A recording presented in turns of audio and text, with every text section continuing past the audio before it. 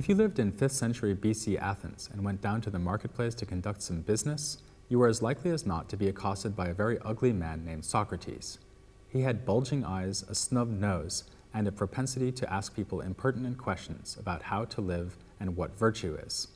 When you gave him your best answers to these questions, he would ask probing questions and expose contradictions in your position. He would show you that you quite literally did not know what you were talking about. If you replied by asking Socrates to give answers to these same questions, he would modestly reply that he couldn't possibly do this because he knows only that he knows nothing. We're told about the background to this idea of Socratic ignorance in a Platonic dialogue called the Apology. Here, Plato allows Socrates himself to tell the story of how he came to be the annoying gadfly of Athens, pestering his fellow citizens to give him definitions of virtue. It seems that a friend of Socrates, named Chaerephon, went to the oracle at Delphi. The oracle told Chaerephon that Socrates is the wisest man in Athens.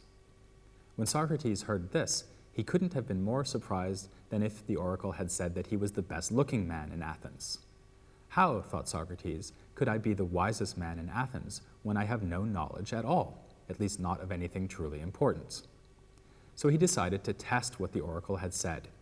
He went to all the apparently wise people of Athens, the craftsmen, the poets, the politicians, and he challenged them to share their wisdom with him. When they attempted to do so, he pulled his usual trick of asking probing questions and exposing contradictions in what they said. Finally, Socrates concluded that the oracle is right. He is the wisest man in Athens because, although a lot of other people make claims to wisdom, only Socrates knows that he knows nothing. But does the idea of Socratic ignorance really bear up under scrutiny? After all, Socrates seems to be making a very strong link between knowledge and virtue. He seems to say that if you know what a virtue is, then you have that virtue, and vice versa.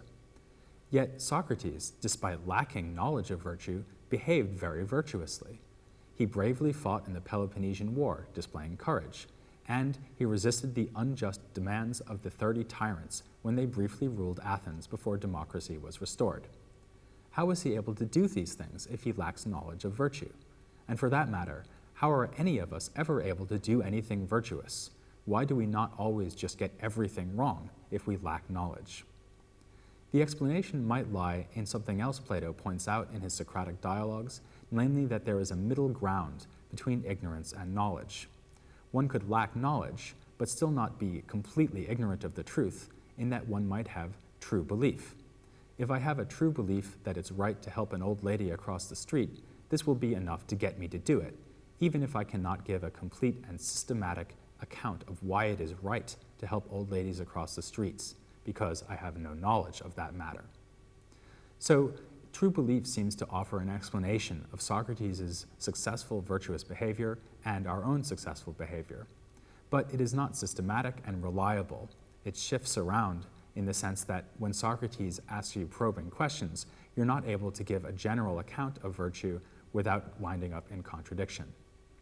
Thus, if someone like Socrates comes along and asks you to give a general definition of virtue, a general account of how to live, and you don't have knowledge, your best bet is to go with Socrates' solution: just admit that you know only that you know nothing.